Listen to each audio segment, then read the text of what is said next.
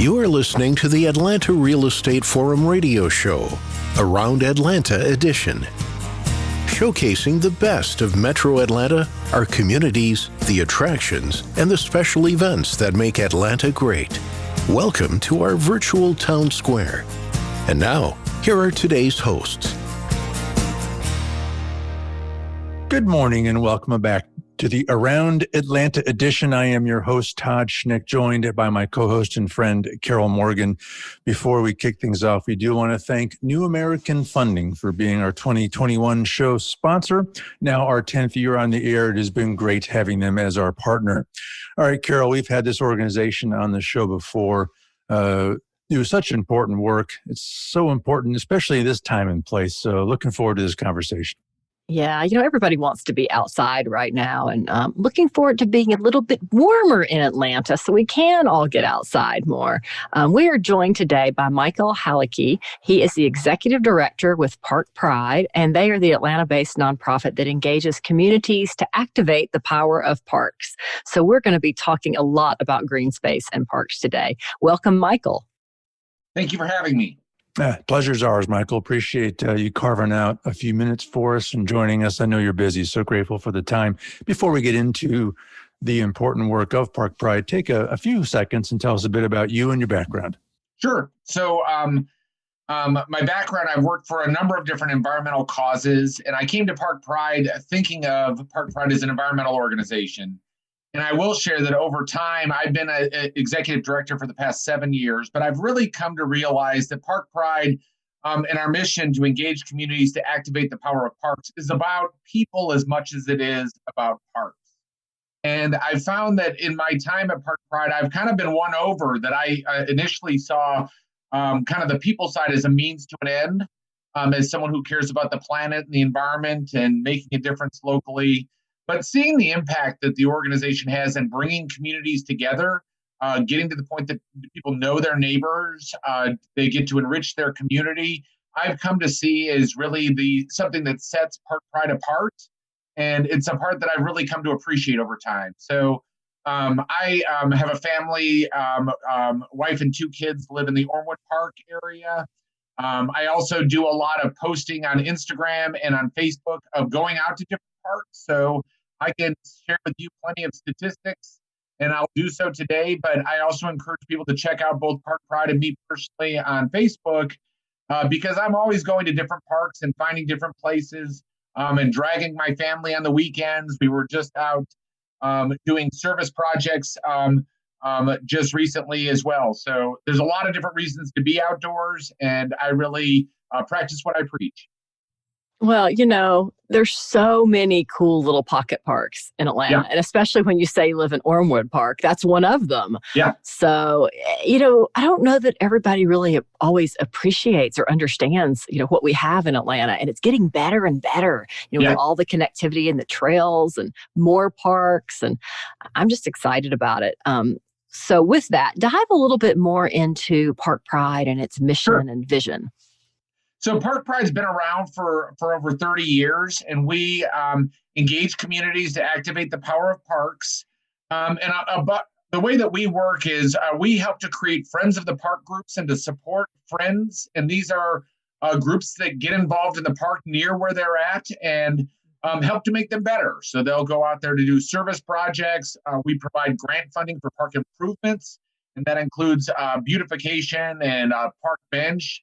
As well as larger scale investments of trails and playgrounds and all kinds of different things. So we believe that a great park is not something that is defined by a landscape architect or a park professional.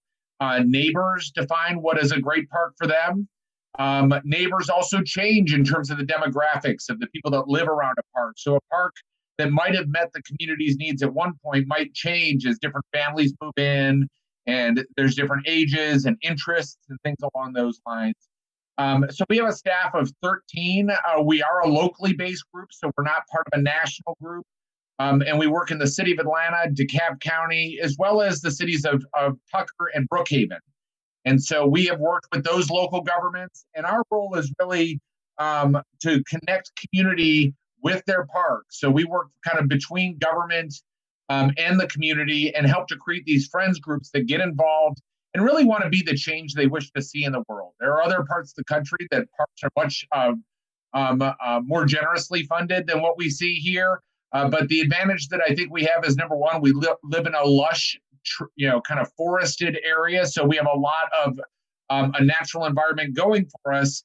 But also with Park Pride's model, we encourage people to be a part of their parks and really to help to make the parks meet their needs in a way that they actually have more involvement and an opportunity to claim that park than what you might see in other cities.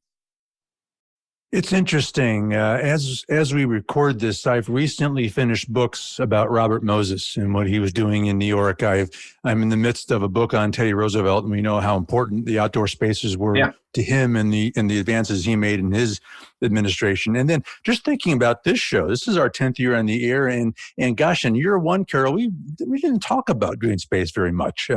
Now we talk about it all the time, and now it's like the first thing people mention as an amenity and a benefit to their community. So it's really interesting to see how it's evolved even recently. So talk about, Michael, the importance of these public spaces, these green spaces, and especially in light of the fact that we're all still near the end of this pandemic.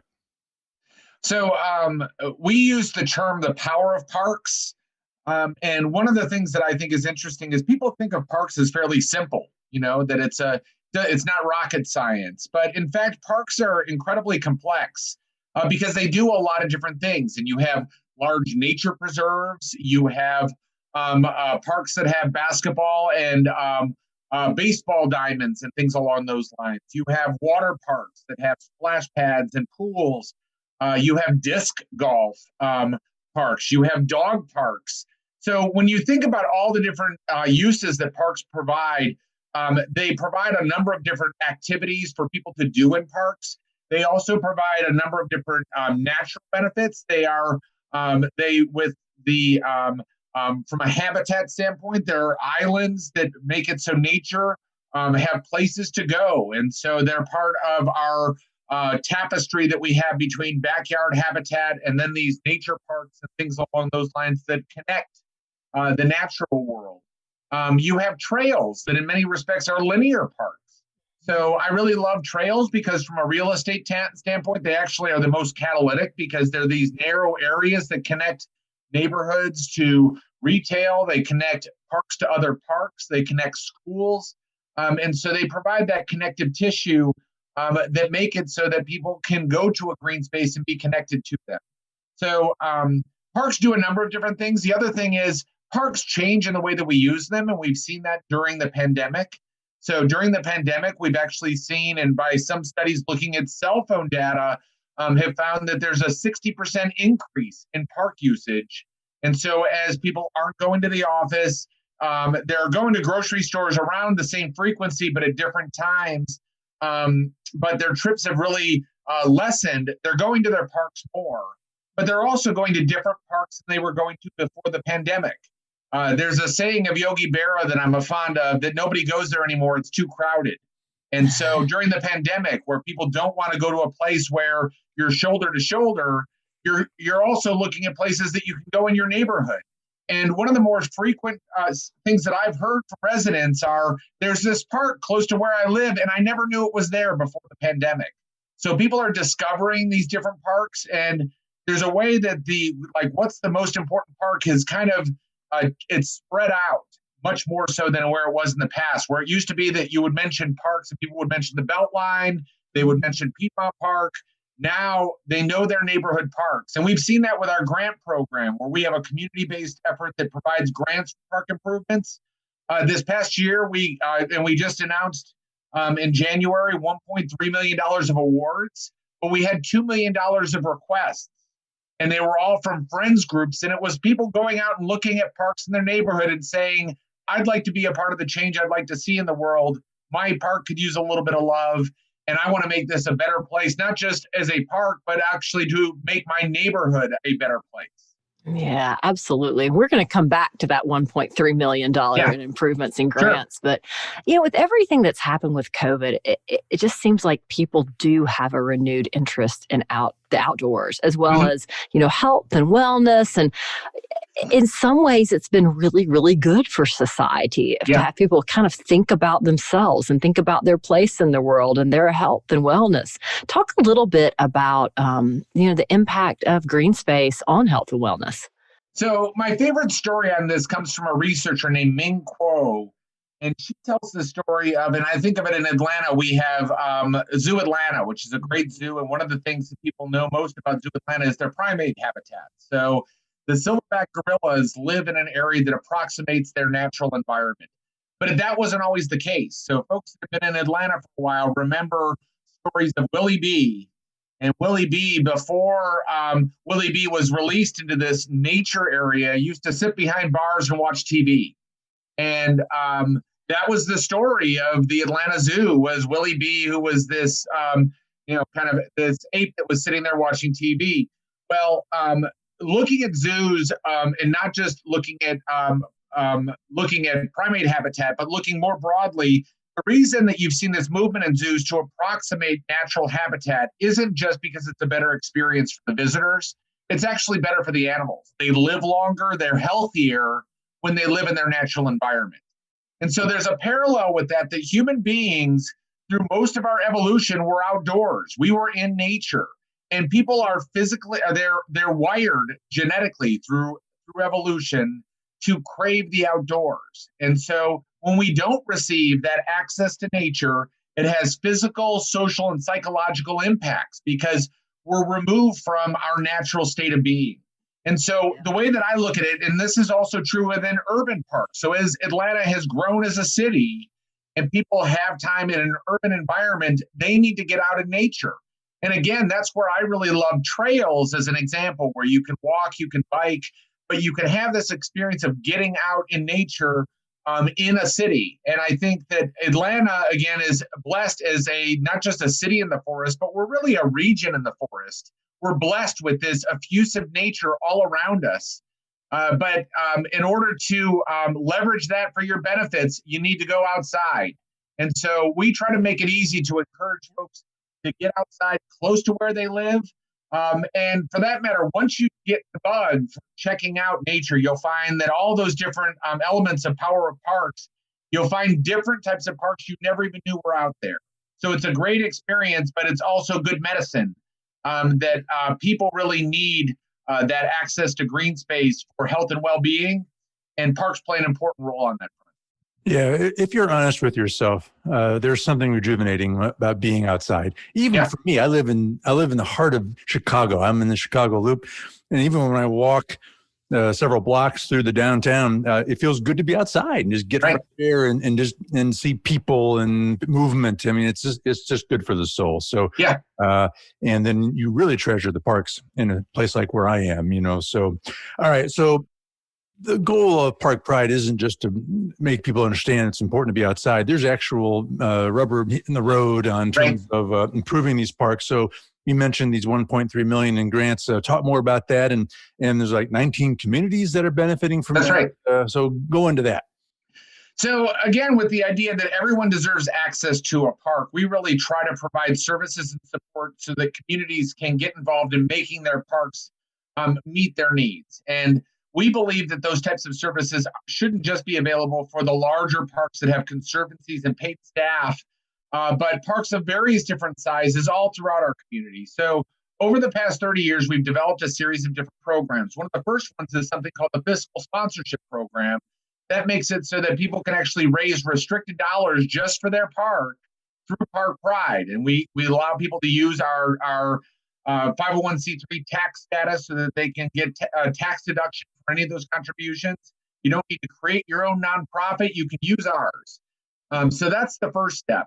But those dollars also help you to unlock dollars that are provided by foundations. And much like foundations in Atlanta help to support some of the larger parks like Piedmont Park, the Atlanta Beltline, they also provide funding to Park Pride for a re-granting program. And so we provide those dollars to local communities for their neighborhood parks that might not have access to those different types of groups. And we provide kind of that funding source for those different groups. So this is something that we do on an annual basis. And we help groups learn how to write a grant, both to try to be successful in getting a grant for Park Pride, but also to help them so that we're kind of a safe space for communities to learn. A lot of folks that have worked on a park before have never written a grant before. They've never improved a park. So we help communities figure out how those types of things work, and we provide a safe environment so that they can be successful. I often say with groups that groups are told no, but here not yet are those that prevail over time. And so part of this isn't the idea with our grant program of telling folks who need not apply. Everybody should apply, and everyone will be successful if they continue to work at it. So we try to make sure that throughout our service area that groups have access to these dollars. We provide coaching assistance. We go out and meet with the communities. So the community representatives meet with us and a person from the government partners, so City of Atlanta or DeKalb County. And it's a great experience. We have some folks who have gotten promotions at work because they've gotten involved as leaders in their neighborhood to help with their park and found that actually helps them figure out their way outside of their volunteer activity. There's some that have found paid jobs within kind of the Parks and Greenspace community. So it's an open program. Part of, I think, Park Pride's magic is that we believe that your good ideas throughout the community are the big ideas. So we're not there to tell communities what they need. We're there to listen, and then we try to provide help and support along the way. And through a combination of raising your own dollars and then tapping into that grant pool, great things happen in parks all throughout our service area. Ready to take the next step in becoming a homeowner? New American Funding can make it happen. New American Funding is a nationally recognized direct lender for residential home loans. Real estate agents and builders love New American Funding because of their in-house processing, 14 business day close guarantee, and the servicing of their loans. They will work tirelessly to help you achieve home ownership. Backed by thousands of 5-star reviews from their customers and with convenient branch locations, more and more residents trust them to close their loans on time. Call New American Funding at 678-898-3540 to start your home buying journey today.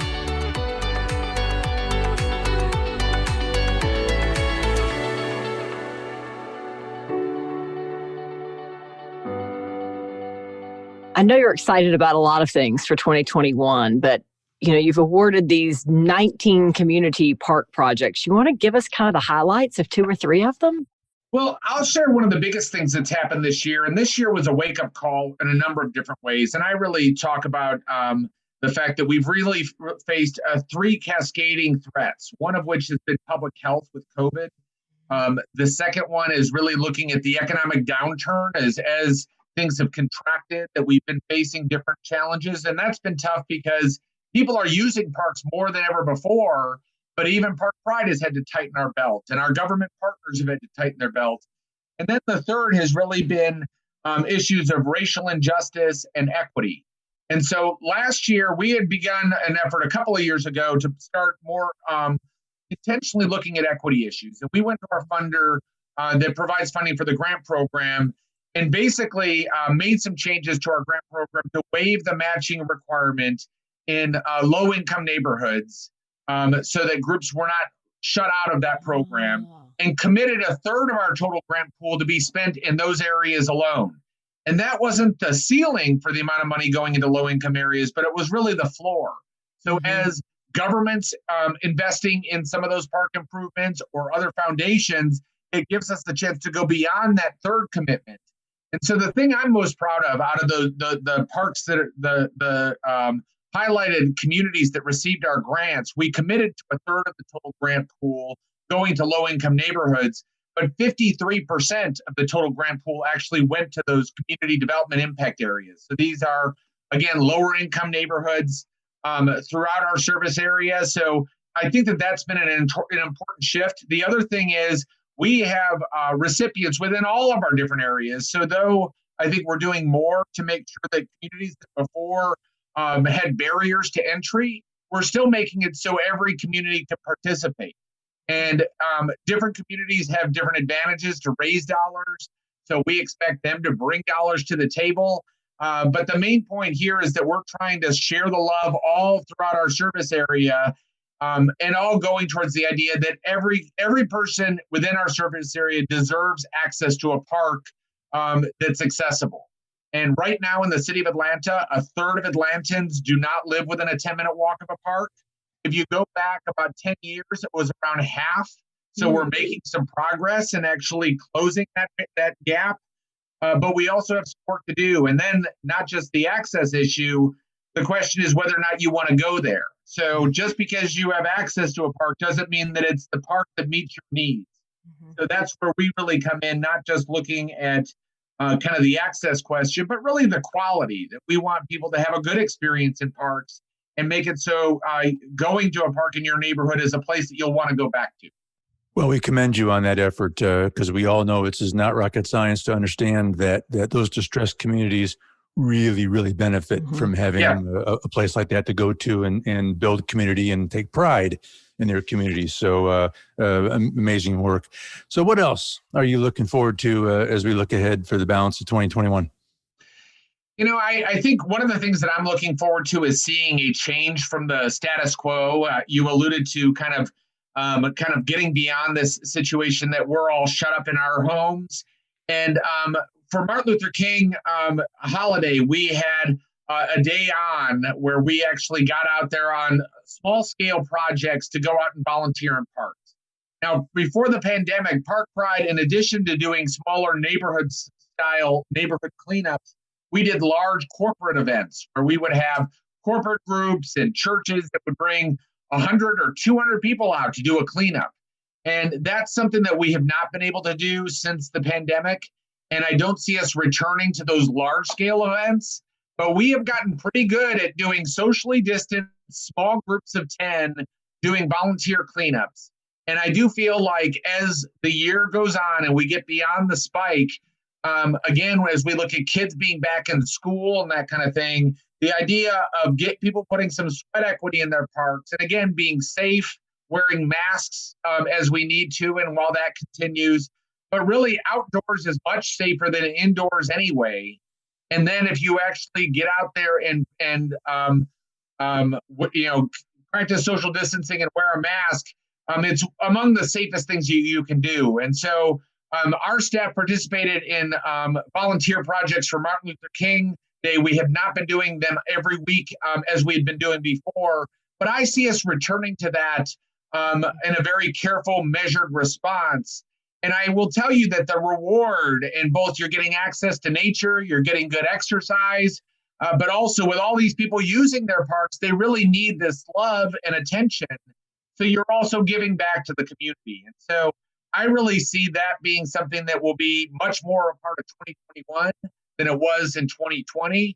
And I'm really excited about that. And I think similar to what we were doing before with people just getting out to parks and then once they start to look around in their parks, figuring out how they can do more, I really see these volunteer projects as one of those places that gets people involved. It gets a point to know who my neighbors are.